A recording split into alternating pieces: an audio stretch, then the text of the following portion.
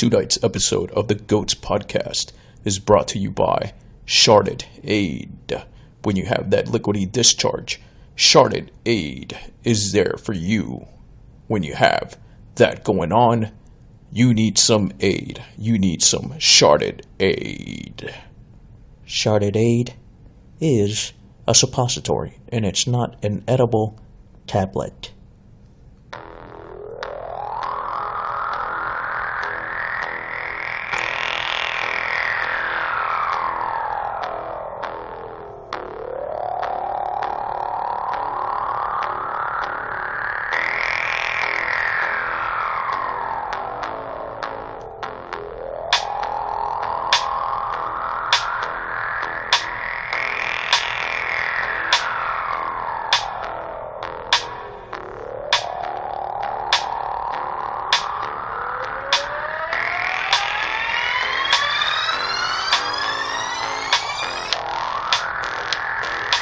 Welcome to the very first episode of the GOATS podcast. Welcome to the very first episode of the GOATS podcast. And tonight I will be by myself. And for future episodes, my cousin will join me. But tonight's episode, our introductory episode, I will be by myself. And we will be talking tonight about Hurricane Harvey. We're going to touch on Joel Osteen and the criticism that he's been receiving. We're also going to touch on some sports, the NBA, MMA, boxing, a little bit of that. And our last segment is going to be the venting segment. In other words, our last segment, my cousin and I, we're going to pick topics. I will pick something to vent about. He's going to pick something to vent about. But tonight, it's just going to be me. In other words, we're just going to bitch. So welcome to our very first episode. It's today, Monday, August 28th, 2017. The Monday after Hurricane Harvey. Party people, it's Monday, party people. Party people, let's all get funky tonight. Trying to get funky, man. It's hard to get funky in the beginning of the week. But we should all party. Partying should start on a Monday, not end at the end of the week. Does that make sense? I think it makes sense to me. Why do we party on the weekends, man? We need some release at the beginning of the week because we know that we're going back to work and we need something to celebrate.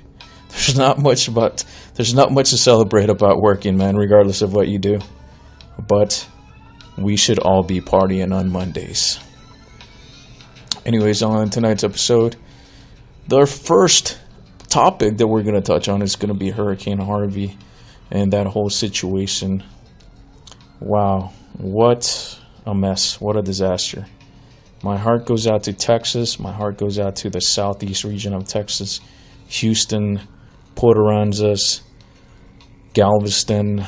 And now, from what I saw last night and earlier today, this storm is going to just linger for the next couple of days, and then it's going to move on towards Louisiana and then up through Mississippi, the Mississippi Valley, River Valley, and all that. Oh, my God.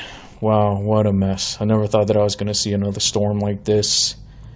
And the last storm that we had of this size was Hurricane Katrina, and that was awful on the city of New Orleans. I live here in Florida, so we're used to this. We're used to hurricanes, and I'm sure that the Texas region, the southeast Texas region, is used to this too.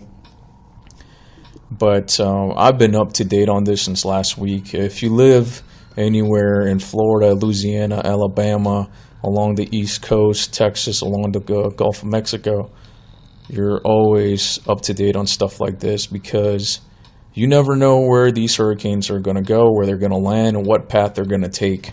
Not too long ago here in Florida, we had a hurricane that zigzagged through the state. That was completely ridiculous. I've never seen anything like that before. But like I said, you have to be up to date if you live in this region or in these regions. So I was checking out the news, the forecast and all that last week. And, man, it didn't look good. It did not look good. Wow. It wasn't. At first, I believe it was a Category 2 storm, and the closer it got, the warmer the waters got, the higher the speeds got on this hurricane. And before it was all said and done, it went from a 3 to a Category 4 hurricane. So, what I don't know. The weather forecasters did say that the area of Houston in the southeast Texas was going to get right around 40 inches of rain. They also mentioned that this hurricane was going to remain still in that area, in the southeast area of Texas, for a good 5 days. And they were absolutely right. Almost 5 days. But it just remained there stagnant, just dumping water, just dumping rain all over the place. And when I was watching the news on Friday, and that's when I heard more of how long it was going to stay and how many inches of rain they were predicting on getting, or that region getting, by Saturday and Sunday morning. Then you get all the footage. My goodness, I thought it was only going to be, I thought that it was only going to affect like a part or a section of the city of Houston, or a section of the southeast, or the southeast of Texas, or that southern region of Texas, Galveston, or the towns closer to the Gulf. But it wasn't like that. The whole city of Houston is completely underwater. It is crazy. It's crazy.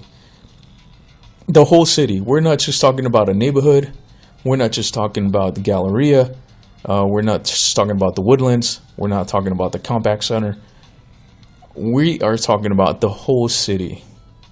We're talking about roads, highways, neighborhoods, stadiums, schools, underwater. And the last time we had a disaster like this was in New Orleans 11 years ago during Katrina. The only difference is Katrina had more deaths, and so far up to now, I believe there's only a handful of deaths. I might be wrong. Correct me if I'm wrong. But I mean, thank God, no more people have passed away from this storm, and I hope this is it. I hope no more people pass away from this storm. I'm hoping for the best for Texas. I have family that live there. My aunt lives in Houston. My cousin moved out there about 5 years ago. I have two other cousins that just moved out of Houston. They moved out to the West Coast. And I had a friend that moved back to Florida about a year ago after living in Texas for the last couple of years. So he left just in time. And I was thinking about him, and I was thinking about my family. I was thinking about everybody who lives there. And what a sad situation this has become. And this is just the flooding. And this water is just going to remain there for the next week until it recedes. And then the cleanup begins, and this is going to be a mess. A complete mess. It's going to take years and years for the city to recover. Damages is going. I'm assuming it's probably going to go up to the billions. I would say $500 billion, maybe. Maybe I'm exaggerating, but this is a big city. A city that the population is at 3.2 million people, I believe. Right around 3 million, maybe more. I think it's more. I might be wrong on that one too. But I don't know what to say. It's so sad. It's extremely sad. Everybody that lives there, everybody that's in that city, in that region, Port Aransas, Galveston, that whole area, it's been devastated by this hurricane. All of them have been affected. They've all lost their belongings, their homes. I couldn't imagine being in that situation. We were in that situation here 12 years ago during Hurricane Charlie, but we only lost power for 2 weeks. Some people lost power for a week, maybe a couple of days, but I know our neighborhood lost power for 2 weeks. And as bad as that was, it's nothing compared to what Houston is going through right now. It's nothing compared to what New Orleans went through 11 years ago. And so I think my lucky stars that we didn't go through something as bad as that. And it's just a nightmare for the state of Texas. And my heart goes out to them and all the people, and prayers goes out to all of them. And God bless them, and God bless our state. God bless the state of Texas, and God bless Houston. And hopefully they'll recover soon, and the city will get back on its feet. What I do hope is that regardless of whatever political leanings you have, I hope that the federal government do not drag their feet on some kind of federal aid package. I hope it gets there soon to help relieve all these people that are displaced, all these people that don't have a place to go. So that's my hope. I hope that we can all come together, regardless of political ties, political parties, and just get this package going and help the people of Texas out. My aunt is doing well. She posted some pictures on Facebook and she sent me some pictures too of her townhome. Her garage was completely flooded. Her neighborhood was completely flooded. Her stairwell, 3 steps up, flooded. And everything's ruined. She sent me pictures of what they were doing, just cleaning up, or trying and starting to clean up a little bit. And so they went through it. She's fine, thank God. I'm happy that she's okay. They're just waiting for the waters to recede and then start the cleanup. So that was good news for my family. So I'm wishing and hoping the best for Texas. And on that note, a Texas-Houston related story. I want to talk about Joel Osteen and the criticism that he's been receiving from not responding earlier or sooner.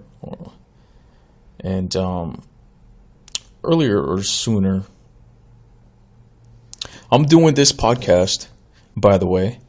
This is Wednesday, August 30th. But I'm putting this as a Monday because we will be doing this every Monday. So he's being criticized for not helping out any sooner or not doing a good job of opening his doors to his community. And I would have to say, I hate criticizing people, but I'm going to have to criticize him for this one. My take on this whole situation is I have watched his shows. I have watched his sermons in the past. I do like his teachings and all that. But it's completely disappointing from this point of view. You have one of the biggest churches in Texas, one of the biggest churches in Houston. Most of your congregation every single Sunday is from the Houston area. People that live in that area. These people should be your number one priority before, during, and after this storm. You are being criticized because you went on TV to all these different networks today, and you stated that you were waiting for the local government to let you know that they needed a place of shelter so they can house all these people in your church, which is at the Compact Center, which I believe it seats 16,000 people. Why would you wait for somebody to ask you to help them? Being one of the biggest church in town, the biggest church in the state, and one of the biggest church in the country. I do not understand that. I don't understand why you went on national TV and were smiling. You were smiling the whole time. You had this dismissive smile on your face, like nothing can touch me. Just throw out any single question that you have and nothing will touch me. And I believe that this particular issue is going to bite you in the end. It's going to come back and bite you. Because it is your responsibility. You live in Houston. These are your people. That is your community. You knew about this hurricane about a week ago. I knew about it last Monday, and maybe before that, because I'm constantly on the lookout for these things. I own a home, and I want to be prepared. And living in Florida, especially during the summer months, you want to be prepared. And you want to know what's going on out in the tropics. You should have known. You have more money than I do. You have more connections than I do. How come you didn't know? You should have been prepared for this. Your church should have been at the forefront of helping Houstonians out. Not just sitting there idle and waiting for the local government to ask for help. Why would you do that? Other places in Houston opened up their churches, their mosque, their place of business to help out all these evacuees, all these displaced people. Why couldn't you do the same thing? You went on TV today and there was nothing but excuses, and that's what I heard, and that's what a lot of people heard. Excuses, excuses, excuses. Well, we couldn't do this because of the water. Well, we couldn't do this because we weren't prepared. Well, you should have been prepared, man. You've had almost 7 days to be prepared for this, to be prepared for the city of Houston. Why weren't you prepared? This is your congregation. This is your people. These are the people that made this church what it is today, what you are today. This is your people. This is your community. Now, if this hurricane would have hit Central Florida, South Florida, the Panhandle of Florida, hey man, I don't expect you to open up your church to us because we're miles, hundreds of miles away. But if I live in a community and one of the biggest church doesn't come through, I'm going to criticize you. I'm sorry. That's how it is. And that's you right now. You went on TV and you made nothing but excuses. You made yourself and your church look even worse. And that's awful. Why would you do that? Why were you not prepared? Why would you? You said though you couldn't get volunteers. Are you kidding me, man? Are you kidding me? You had the tools. You had the people that could volunteer for this. Don't come with this crap that you couldn't get any volunteers or blah, blah, blah, blah. You have the money. You have the means. More so than any other resident in Houston. You have a voice. You have TV. You have a network that you go to. You can go to local channels. And beforehand, before this even happened, you could have said, hey, listen, this is what we're going to do. We're not, because we're expecting flooding, we might not be able to open our building up for people that need a place to be housed in. But we're going to have supplies for you guys. Supplies that hopefully will last you a week or two. You could have done that, man. You didn't have to open up your building. People are criticizing you because you didn't do anything. Other smaller churches and mosques and businesses and different organizations did more than you did right after that Saturday morning. You just sat idle and waited and waited and waited until a lot of people started criticizing you. And then you come out with a statement, and then the next day you come out to TV. You come out to all these different interviews, and you come out to all these different networks. And you have that smirk on your face like, yeah, this is not going to face me. You're wrong, dude. You are absolutely wrong. People will not forget that. People will not forget that. So call me what you want. Call me a hypocrite for criticizing him. It's not the Christian thing to do. But I'm criticizing you because you have a responsibility. You have a big church like that, and your church is in the middle of Houston. That's your church. Your church is the community there. That's your church, man. It's not that building. Your church are the people, your congregation, the people that go see you every single Sunday, the people that pay a tithe to your church. That's your church.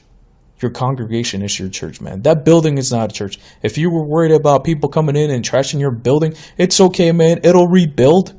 People would have donated even more money because you did the right thing. And they would have given you and donated more money to rebuild that building. The same thing that happened to the Superdome in New Orleans. Yes, it was a mess, and I understand why you wouldn't want to open your doors, but at the same time, that's your responsibility to do that. To do that for your congregation. But if you're worried about that, the Superdome was in business a year after Katrina. For the NFL, for the New Orleans Saints. It was only a year. So what, you have to rebuild in a year? That's okay. As long as you help out your community. That's the only thing that matters. But today and this week, you did the wrong thing. You did not do the right thing. You were not there for your community. So that's my take on that. And I just think that it's wrong. And I think that, I don't know, if you're a church, this is what gets me, man. Let me go on this. So this mattress business, I forget what it was called, the Mattress Mac, or I don't remember what it was called. This place opened their doors to people that needed a place to stay. This place called the Mattress Mac, I believe. Correct me if I'm wrong, but I think that's what the name of the place is. They opened their doors for the people of Houston. That's awesome. And I congratulate them, and I give them a clap, because that's the thing you're supposed to do for your community. If you own a business, help out your community. And what I mean by that, when a natural disaster or something like this happens, help them out. And it makes me, I'm looking for a mattress. It makes me want to drive all the way, even in a flooded Houston right now, it makes me want to drive all the way to Houston and buy a mattress and bring it back and say that, hey, I bought that mattress because that business helped the city of Houston. So if a place like that can do it, why can't a church like Lakewood, why couldn't they do it earlier in the week? Why couldn't they be prepared like these other places around the Houston area? Other businesses, other churches, other mosques. You can't come out there and have excuses, man. You can't. When you have a church that big in a specific community, you have a responsibility. And that's it. So I just wanted to talk about that. And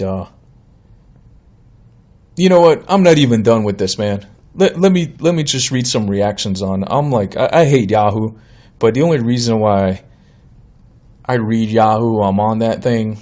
First of all, I hate it because it bogs down my damn computer all the time. I hate that. And my computer never runs the same. It closes all my windows every time I'm on this damn thing. But I do like going to the post because there are a lot of good posts that people put on here on certain articles. And these posts that I'm about to read are about reactions to Joel Osteen and all that. And it's just crazy, man. Like, you go on here and sometimes it's so hateful. You're like, oh, why am I even on here?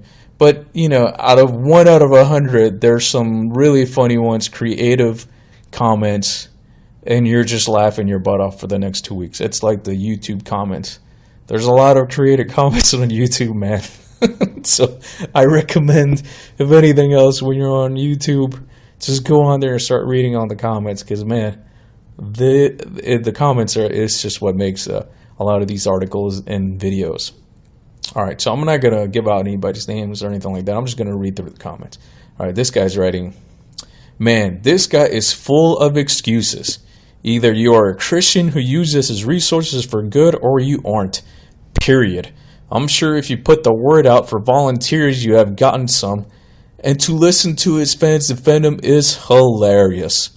Another guy, the usual, I've been reading this, and this is like a popular comment. Tax churches. This other one puts it's on another guy. He wrote, "This man is a shyster. If you're too stupid to realize that, just send him your money. I can't help you." Another one wrote, "A false prophet with a forked tongue."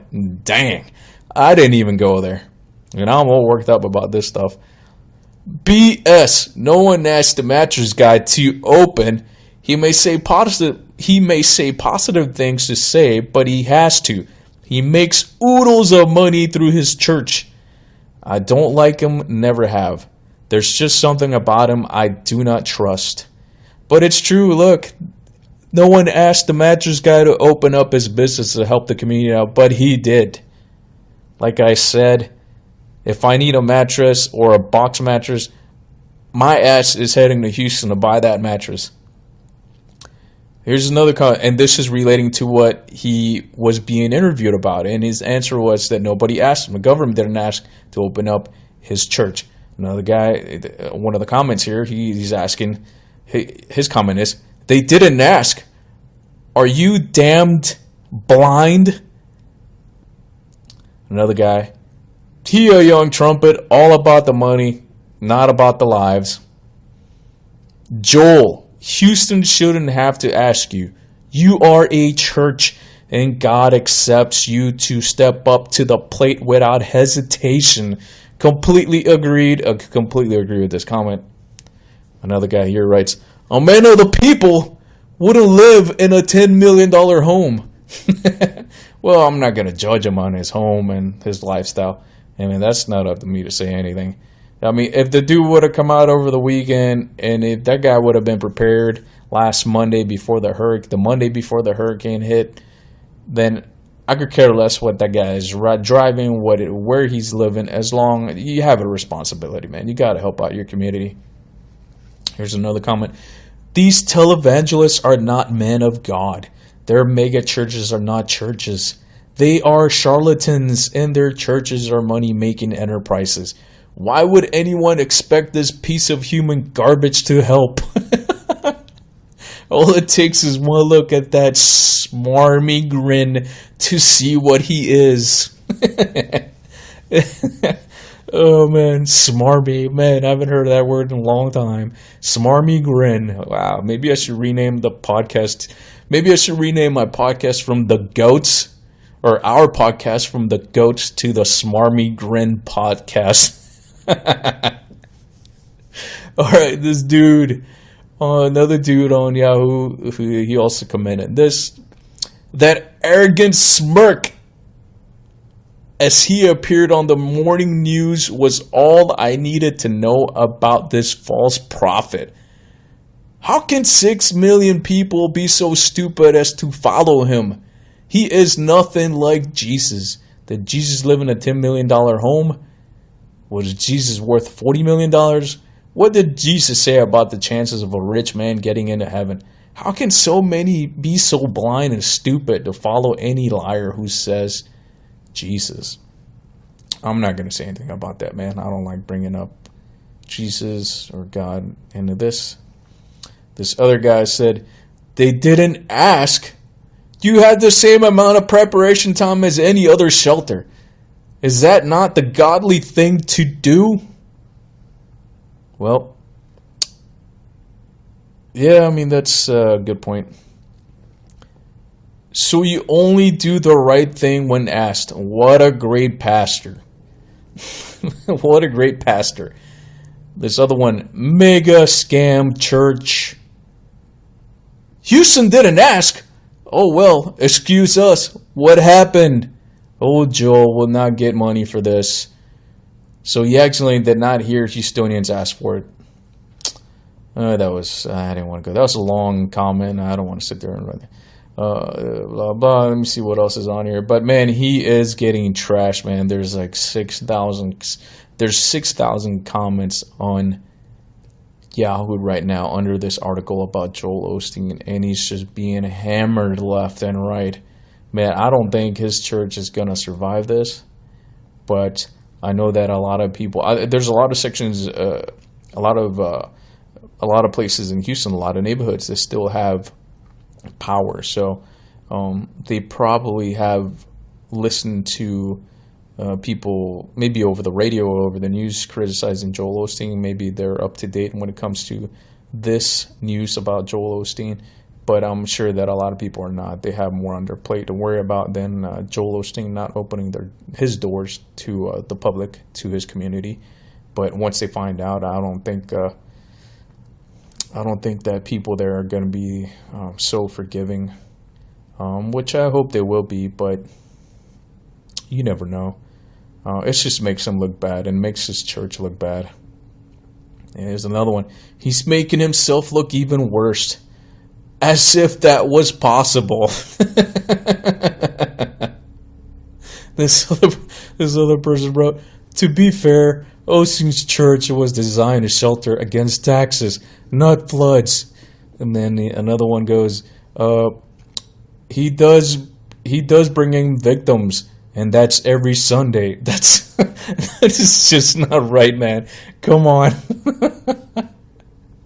Well, these people, oh my God, man, I'm telling you, there's some... Someone needs to inform him this was not an invitation-only situation. Many other stores, churches, gyms, convention centers, daycare centers, and auditoriums were not asked either by their local government. They took it up upon themselves to help. Social media opened his church's door, not his heart, and on behalf of giving him the benefit of the doubt. Maybe he didn't know there was a massive storm, hurricane headed this way. Yeah, I kind of doubt that he didn't know that there was a huge storm coming his way. I mean, come on. He can't, honestly, where is his house? Is his house... Did they build his house under a rock, literally? This dude has been under a rock. I mean, that's what he looked like this morning. It looked like he just got out of bed from like a 5-day sleep, and he just woke up. But the smirk that he had on his face earlier was kind of like, yeah, whatever, kind of look, this is not going to faze me, blah, blah, so... Oh, man, here's the last. So I'm going to read a few more, and that's it. Of all the people that I did not expect to react this way, Joel was the last. I used to listen to him regularly, but after this, I will no longer listen to him or donate to his church. Really? They need to ask? Should have been first in his thought. Meaning, should have been his first thought. Yep. Completely agree, man. You have a big church like that, and you should have been at the forefront. You should have been an example to the community, to the rest of Houston, to the rest of Texas. You had the means to do it, and you had the means to be prepared, and you had the means to help out before, during, and after. And so far, you've only started to help out after, which is now. And that's after being criticized by Houstonians, the media, and just the public in general. Well, and this last one, he should have thought of using the building as a shelter as soon as the weather reported a major hurricane coming. That's my whole point, man. That's my exact whole point. And listen, you don't have to help out as far as before, during the storm. I understand you can't open your doors, but immediately after the storm, you have to open up your church. You have to open up your doors. You can't seem like, or make it seem like people are guilting you into doing something, but because this is what it seems like. So this is exactly what it seems like, and you going on all these different networks today did not help your case or your cause. But you should have been prepared, man. And you don't necessarily have to house people in order to help before, during the storm. You could have done it in many different ways. You have the venues, you have the means. So, But anyways, that was what I wanted to touch on on Joel Osteen. And once again, I'm just wishing the best for the people of Texas, and I'm wishing the best for everybody that lives there and all the people out in Houston. I wish I was there. I wish that I could help out even more. And so wishing them all the best. And I hate to be so critical about Joel Osteen, but I've heard today, today he did talk about that he was opening up his church. So hopefully he's going to help out more and help more people out in the weeks to come, because they're going to need it. So regardless of how you feel and how I feel, he's doing the right thing now after, but he is helping. So good for him and good for his church.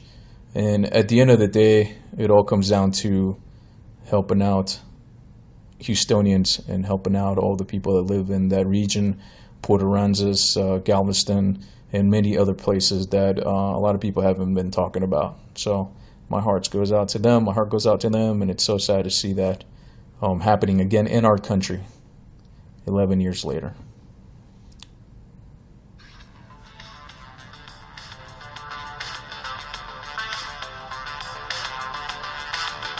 So now let's go into sports. I want to talk about a little bit of the NBA, talk about a little bit of McGregor, Mayweather. Entertaining fight. But let's talk about the Cleveland Cavaliers and the Boston Celtics trade. I don't know about you, but I'm a little sick of hearing about Cleveland. I really am. I'm sick about who they're trading, who's staying, blah, blah, blah, blah. At this point, I don't really care, man. Just make that trade happen. The trade is being stalled right now because of Isaiah Thomas's hip. So who knows what's going on with that. As I was reading another article today, so now Milwaukee's in the mix. They want to trade a couple of players for Kyrie.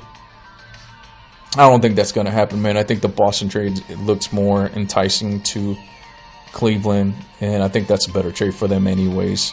Because if they trade Kyrie to Milwaukee, I don't think the trade is going to be as good as the one with Boston, even with Isaiah with a bad hip. I believe they're still getting more out of the players that they are being offered on this trade. But I'm just sick of it, man. I don't really care. Just make that trade happen and move on. This is like towards the end of the summer. What are we now? Almost September, end of August. I live in Florida. The dog days of summer do really suck. I'm not really into baseball anymore. The tradition of baseball, I hate that crap, and all these baseball players being so sensitive about everything. They lost me a long time ago, so I could care less about baseball. So the traditional aspect of baseball is what has turned me off to that sport. And I used to love that sport so much. But summer suck, man. Besides that, the only thing to watch is Wimbledon. Right now, the U.S. Open. I love tennis. I'm absolutely in love with tennis. Been watching it since I was a kid. Started playing again, and it's. I get that same feeling that I used to get when I was a kid. I just absolutely love it as much as I love the NBA. But that's it, man. As far as my watching habits or my viewing habits, when it comes to sports during the summer, it's either tennis or a little bit of golf with the Masters and all that, or some international basketball, which you can watch live on YouTube. Thank God for YouTube. But that's about it. Besides that, everybody's getting ready for football. That's where it's at. NFL, college football. We're all getting ready for that. And for me, I'm getting ready for football this time of the year during the fall. I'm getting ready for football. I'm getting ready for the NBA. So I could care less about this trade. I hope they make it happen. Let's get this trade going, push it through. Let's move on and go on to something else and get started with the preseason and all that.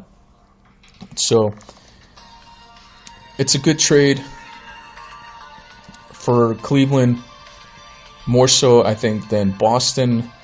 Listen, Isaiah Thomas, if he's got a bad hip, it's going to take him a while to recover. He might not be the same. He might be the same. You never know. But Kyrie has the same issues. It's not like the guy has been the epitome of health. He's also had his health issues in the past, especially during the finals where he dislocated his kneecap, and the year before that he was hurt, and that first finals he was also injured throughout the year. So, I mean, Celtics fans, you guys have to think about this. You're going to ask this guy to take on a lot of responsibility and a lot of the offensive load. His body is not cut out for that, and they're going to have to limit his minutes. He's not going to be able to play back-to-back, because if he does all that throughout the season, this kid is going to be hurt before the All-Star break. And I can guarantee that. Because you're going to be asking too much of him. And he doesn't have the body to handle those 82 games plus the playoffs. I might be wrong, but looking at his history, I'm thinking I might be right. Cleveland, I think you guys got the better end of this trade. You got Isaiah Thomas, Crowder, you got a 7-footer, and then you have the pick, a first-round pick from the New Jersey Nets. Depending if the Nets blow this season, if they completely stink, which they will, no worries there, because they're not going to the playoffs. Just like my Magic. My Magic are not going to the playoffs. So you guys are good to go. Stick with the trade, make it happen, and let's move on. Speaking of moving on, let's talk about that Mayweather-Conor McGregor fight. Man, there's really not much to say. The fight was entertaining. It was what I thought it was going to be. A show. A money grab. A fight to make it look like McGregor could hang in there with Mayweather. The reason why the fight lasted 10 years, 10 years, oh my God, both of them would have been dead. But the reason why the fight lasted as long as it did, I believe it was 10 rounds, it's so they can legitimize the fight in any way. So they can sell a second fight. And that's what this was, a money grab. But it was still entertaining, man. I watched it on pay-per-view, aka YouTube. So I watched that the next day, as I usually do. Watch all my pay-per-views the next day on YouTube, on my MMA and boxing. So I did watch the highlights. It was fun to watch. It was entertaining. I was entertained by the 5 minutes that I watched. So I'm assuming the whole fight was entertaining. So everybody won. Everybody that was involved won. But I just hope that from here, I hope that Conor, takes on that role of being a promoter, and I hope that he helps out his fellow MMA fighters, because I believe now he has the power to do so. He has done so over the last couple of years of helping his brand out and making more money that way, and not being beholden to the rules and regulations of his organization that he fights for. So I'm hoping that he will become a promoter just like Mayweather, a promoter just like De La Hoya, and so I'm hoping that he will take other young MMA fighters or current ones and just put them under his wing and help them make more money. Because this is a brutal sport, regardless of what you think about the sport. And a lot of these fighters, financially, they don't make that much money. So that's what I'm hoping. So that's my take on that. The next big fight that as far as boxing, that I'm waiting on is Canelo and Golovkin. That's going to be awesome. Can't wait till that fight. I don't do pay-per-views, but that's the one that I'm going to have to buy, because those two guys are solid fighters, and Golovkin is awesome. The next up-and-comer as far as fighter is look out for Mikey Garcia. That kid is a stud. Mikey Garcia just beat Broner not too long ago. He's beat a lot of solid boxers. I don't have to speak on Lomachenko. Man, that dude is solid. Love that guy. Crawford's another guy that's solid. And my guy from Nicaragua, Chocolatito. Man, that dude is awesome too. I'm hoping that he comes back and wins his title back. But yeah, the next fight to look out for definitely is going to be Golovkin Triple G versus Canelo, and that should be coming up in the next couple of months, I believe.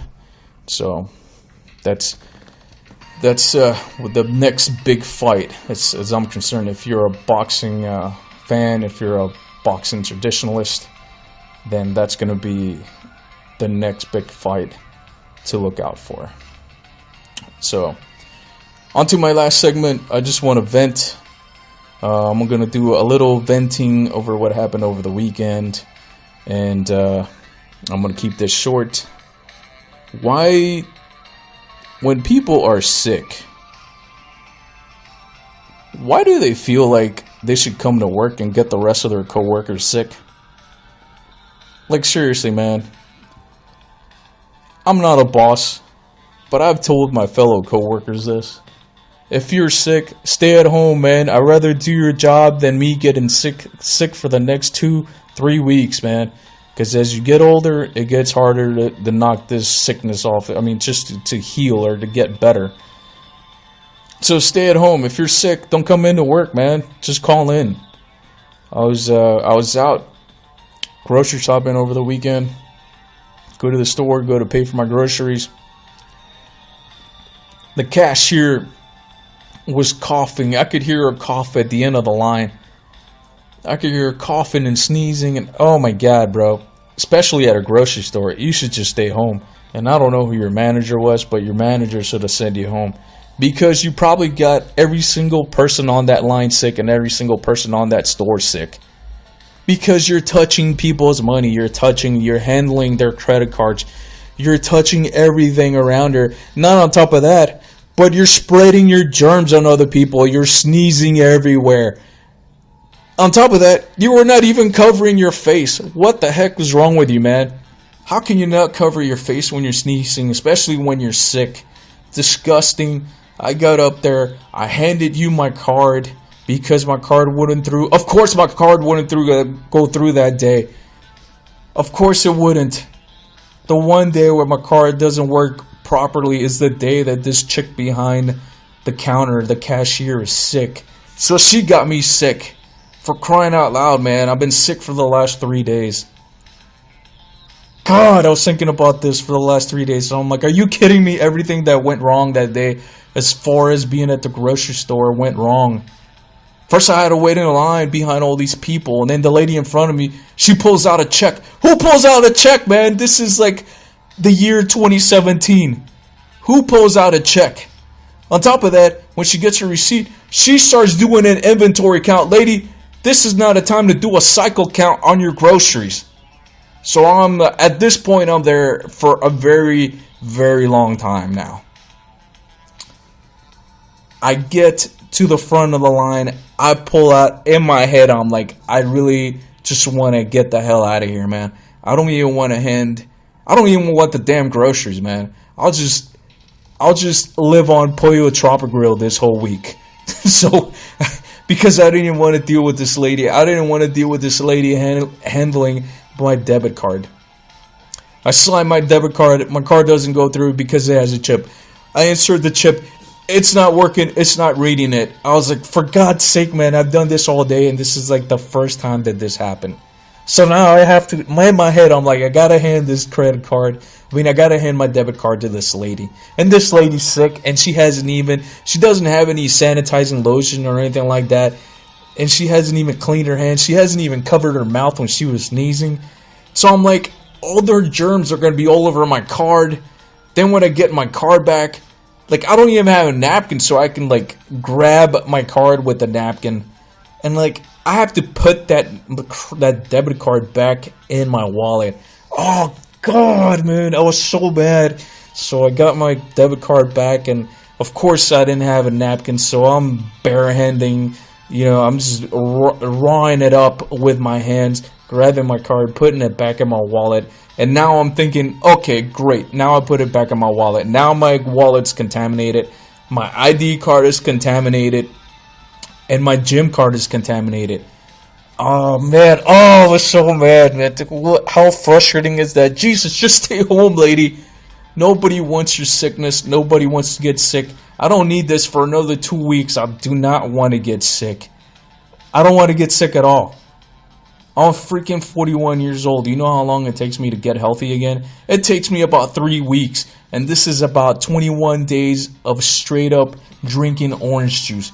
Nothing but orange juice and apples and vitamin C's. I cannot do this for the next 3 weeks. That means I'm not going to be able to get any sleep. I'm not going to be able to rest. My body's going to be hurting because I'm 41 years old.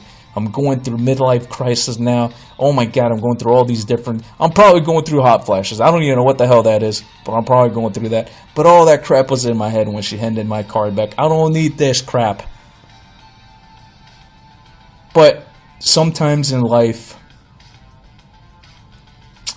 you have to take it. And I took it because I took my card back.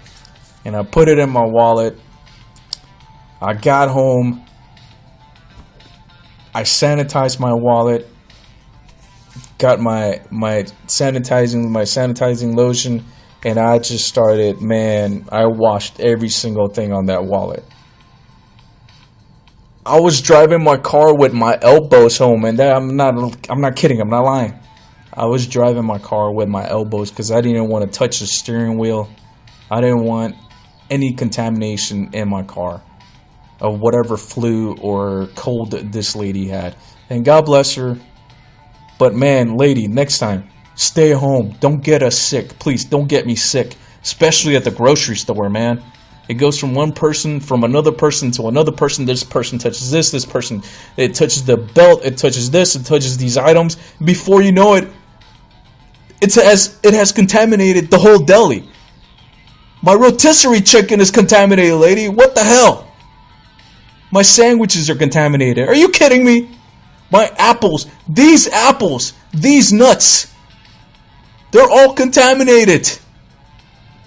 Stay home, lady. When you're sick next time, stay home, call in, or tell your boss, listen, I'm going to stay home because I'm sick and I do not want to get my coworkers and employees sick. Now that's what you call customer service. Knowing when to call in. That's customer service for you. Call in when you're sick. And that's my take on that. So I'm happy that you guys got a chance to listen to me vent on this on this issue. And I'm still sick. And I'm still drinking juice. And yes, I still have these nuts and these apples.